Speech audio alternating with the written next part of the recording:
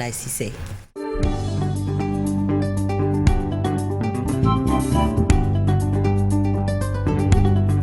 Chérif, la xew ca Ngajaga la laay fas yéene jàngat. waaw ci loolu la ñuy waxtaanee parce que samedi ba léegi ci suba kon mbir moom a ngay tàkk ca boobee teen gisoon na ne askan wi am nañ ci jaaxle la fi may nag mbir yi fayeegun ko ndax dina laaj ay bis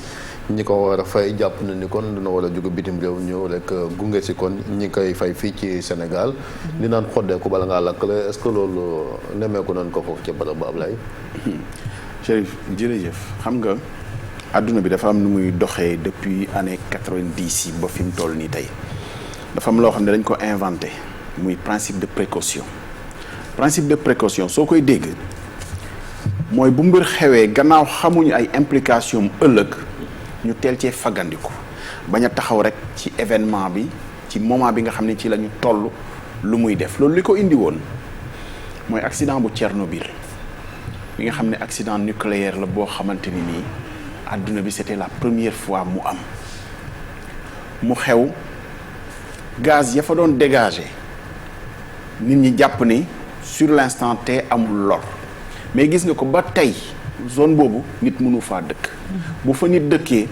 xale yi fay juddu sax dañuy am malformation façon feebar bu ne daf fay juddu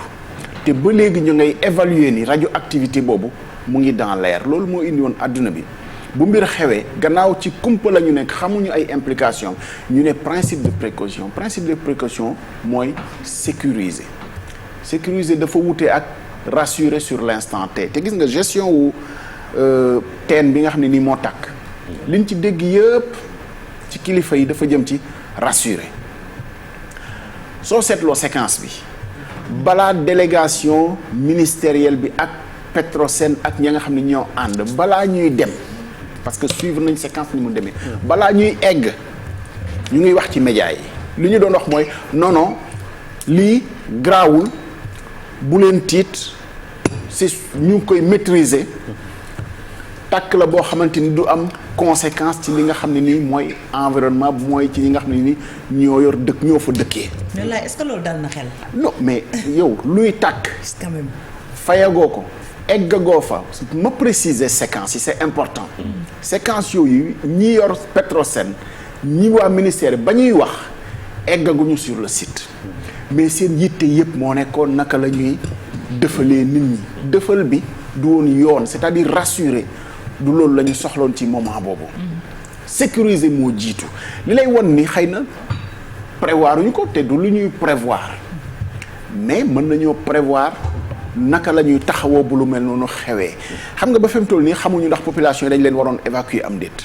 am na sax nañ population yoo xam ne ñoom ñoo doon seen initiative bopp génn. dem tour national bi parce que seen xel dalatul woon. daw ba raw ci ngóora la bokk. loolu doo xaar ñu wax la ko. yow boo gisee liy takk xamuloo nga daw ba raw mooy li gën boo rawee bu fekkee ni nag lor amul nga dellusiwaat waaye bu fekkee ni lor ga ñëw na. xam nga doo tal nettali ko. ñu ngi fàttaliku accident usine Sonacos 1992. li loroon nit ñi mooy lan nekk ci kumpa principe de précaution boobu appliqué wuñu ko maanaam xamuloo li ci jaww ji ndax dina lor nga dem jege ji. nit ñi nokki ko. boo gisee incendie bi ba délégation ministérielle bi eggee ñu ngi doxantu presque à 200 mètres à 100 mètres même di gën a jege ci loo xam ne nii ñoom xamuñu ba fi mu toll nii gënuñu laa xam. tàkk-tàkk boobu conséquences yi ci wàllu environnement est-ce que am na conséquence ci li ñuy noyyi am déet xamuñu ko parce que fi seen kàddu jëmoon yëpp mooy jéem a rassurer nit ñi mu am beneen séquence boo xam ne ni dafa doy waar trop ci guddi gi bi mu xewee ci guddi gu njëkk gi nga dégg ministre du pétrole madame Aïssatou Gladima ba ñu demee ba mu guddi mu ne ñu ngi ñibbi ba suba techniciens yi danañ ñëwaat loolu dafa di loo xamante ni nii ci séquence communication lu doy waar lu mel ni bu xewee ñoom ñu d'accord ni guléet la ñu d'accord ni dafa ànd ak xëy na génne pétrole ak gaz mais lu garaaw la ci réew mi loolu amatul ñu ngi ñibbi ba suba loolu da ngay camper sur le terrain poste de commandement ba fa lañ koy def ministre ba ci boppam defe naa ni li gënoon buñ koy indi yëre yu mu changé wu foofu sax vraiment fa lay toog xëy na dana tax quand même ñuy namm ministre de l'intérieur bi fi jógee Aly Ngouille Ndiaye parce que da ngay xoolal ay séquences. incendie Pàcc Lambaye ba mu xewee ci guddi la xewee ba fajar nit ñi nga xam ne dem nañu tëddi ba yeewu fa lañ ko fekkaat. Chérif Dia yaa ngi fàttaliku accident wu bateau yi amoon fii ci île de la Madeleine. yi doon dem île de la Madeleine. président de la République sax ñëw na fa. ministre de l'intérieur fa la ko fekk ba ca suba ga fa la nekk enchaîné ba ci ministre de l'environnement fekk ko fa. c'est-à-dire gis nga yooyu c'est important mais luy tàkk ngeen dem ba ci moment ba nga xam ne ngeen ne ñu ngi ñibbi ba suba. bàyyi ay gendarme rek ñu koy garder loolu ban image lay joxe ci ñi nga xamante ni ñoom lay yëf yi da tàkkal te ñu dëkk fa. parce que man bu ministre ba ñibbee du ma fa toog de. danaa wuti fa ma fatu ji. loolu erreur la yoo xamante ni nii vraiment c'est-à-dire ñàkk xëy na xam nu ñuy doxalee ci situation yu mel nii. lii du lu ñuy prévoir mais li ñuy prévoir mooy principe de précaution xam ni lu mën a xew la. naka la ñu ci taxawee te ñoom d'accord nañu ni prévoiruñu ko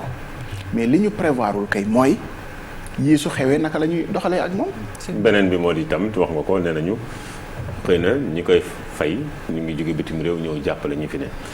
bu gaz nekkee sa dëkk ndax ak li mu fi nekk diir gépp ndax tey jaaduwul woon ñoo am ñoo xam te ni xëy na seen xel màcc na ci catastrophe yi bu melee nii ñu mën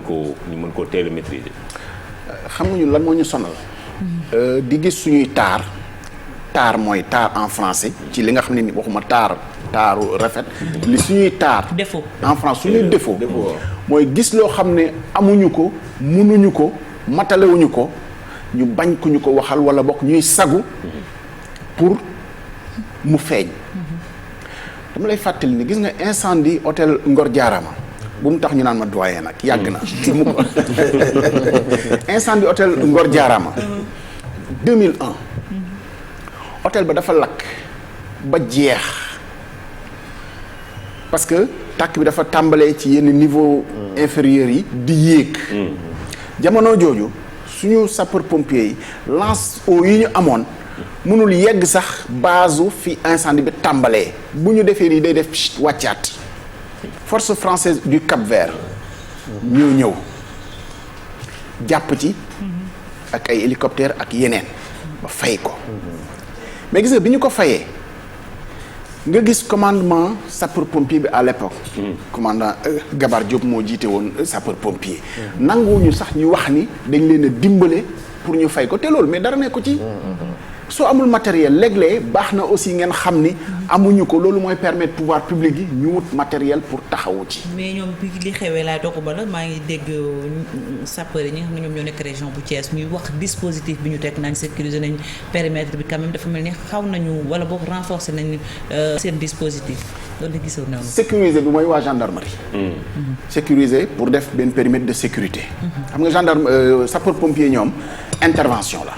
ñoom peut-être ñiy sécuriser sax gendarme bu ñu defee périmètre de sécurité bi moo leen di permettre ñu mën a def seeni opération mais ci teel ministre bi ci boppam wax na ni danañu xëy na solliciter appui force française du Cap-Vert pour ñu ñëw jàppale ñu parce que xëy na amuñu moyen amuñu technique bi amuñu aussi lu ñuy permettre ñu survoler ko yooyu sapeur pompier au Sénégal wax dëgg fa yàlla jàmbaar lañu ci nit ñi mais am na loo xam ne ni moom moo leen manqué bu baax a baax a baax a baax te loolu tant que nanguwuñu di ko pointer di ko wax c'est loolu wax ko sapeur pompier wax ko du critiquer sa réew mais parce que da ngay bëgg bu lu mel ni xewee nga mën cee taxaw efficacement xoolal bi incendie Pack Lambaye bi amee ñu naan lii danger bi mooy lakk bi mu ngi jóg kaw te foofu fil haute tension yee fa jaar mu lee daan lakk bi fenn rek lañ ko mënoon jaaree parce que oto yi mënuñoo xuus mënuñoo dem fenn rek lañ ko mënoon jaaree pour fay ko ci kaw boo amul hélicoptère defe naa doo dem boo amul aussi échelle haute portée yooyu doo dem lu ñu amul la lu ñu mënul la mais loolu décision politique la souvent nag dañuy faral di politiquer wane matériel yoo xamante ni nii doo xam nag fu muy jaar bis bu ñu soxlaa intervention nga gis ni tële nañu ci bu ñu def défilé fii bu ñu la wanee suñu arsenal da nga naan bu ñu demee attaquer États-Unis sax ñoo ko mën ci guerre. Ablaye boo gisee ma laaj la ndax Petersen bi muy lakk gis nañ fi juróomi sapeur pompier ay nasaraan ñoo xam te ni bâtiment bi amuloon yoon pour dugg ñoo sol seen yu gris xam naa anti xaw ma inflammable la xaw ma anti-flammable ñoo dugg ñoom 5 ils ont maîtrisé les flammes et je sais que ni ñu ngi fii ci Sénégal xëy na coopération la ak Sénégalais yi mais bu ñu nee ay techniciens yu jógee bitim réew pour fay gaz bi c'est-à-dire est-ce que yëf yi gënul compliqué non fay gaz bokkul ak fay lakk goo xam ne ay bant lay lakk ak yooyu vraiment loolu c'est-à-dire déjà yow mi koy fay sax defe naa ni sécurisation bi sécurité bi nga war a am dafa am lu mu laaj. dafa am nu ñuy intervenir ci loo xam ne ni lakku gaz la c'est-à-dire foog ñu tëj source ba gaz ba di jóge ba pare am na yoo xam ne sax doo ko fay sax da ngay tëj buntu ba gaz ba di jóge la nga xam ne jàpp na ba pare da ngay bàyyi mu lakk ba jeex loolu moom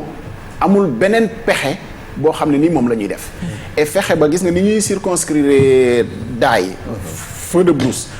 bu tàkkee li ñuy def dañuy jéem a fay de dañuy xàll ay yoon pour la nga xam ne ni mooy lakk